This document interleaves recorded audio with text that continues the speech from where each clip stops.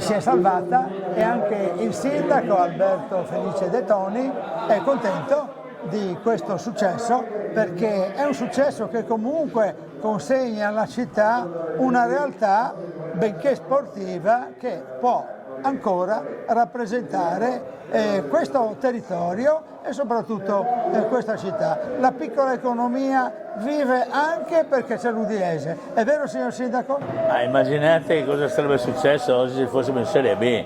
Sarebbe stata una grande depressione, una grande delusione, mentre c'è un grande entusiasmo.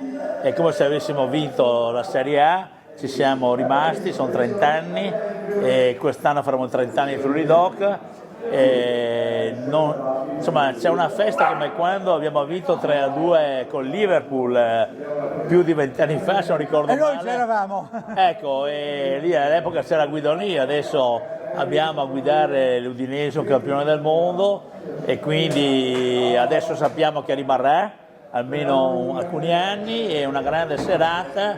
Qua oggi al Bire c'era un clima meraviglioso, è esploso il locale al gol. Mi dispiace per il Frosinone perché era convinto di rimanere in Serie A insieme all'Udinese, e invece il calcio mancata di un al centimetro. 93esimo l'Empoli ha segnato.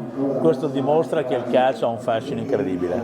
Sì, il fascino incredibile del calcio che coglie anche il mondo universitario. Il professor De Toni è un insigne rappresentante del mondo universitario, ma a noi questa sera interessa soprattutto perché è sindaco della città di Udine, sì. Una città di Udine che vive anche di queste realtà, anche se noi dobbiamo riconoscerlo, purtroppo abbiamo problemi ben peggiori nel mondo e ben più dolorosi, ma un momento di festa può essere condivisibile come quello di questa sera. Sì, ma pensi a tutti i friulani nel mondo, a tutti quanti i Fogolers che oggi sicuramente sanno che la loro squadra del cuore è ancora in Serie A, e molte volte nel mondo conoscono di più l'Udinese di Udine, e quindi il calcio è un grande veicolo di comunicazione della città stessa, e quindi ben venga la Serie A, ben venga l'Udinese, e speriamo di fare lo stadio 2.0, ci sono tutte le condizioni per farlo. Grazie Sindaco,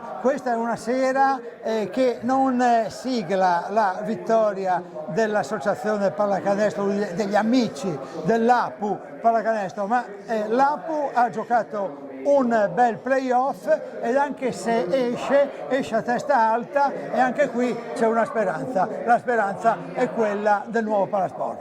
Certo, io ero presente a pochi minuti alla fine, eravamo 6 punti sopra. Anche il basket è un gioco emozionante, siamo riusciti a perdere di 3 punti, ma eravamo senza il secondo americano. Se avessimo avuto il secondo americano forse non sarebbe stato così. Questo è un buon segno. L'anno prossimo possiamo farcela, e anche lì abbiamo la possibilità di fare un grande stadio, questa volta di basket, e quindi un Palasport Carnera 2.0. Speriamo di farla.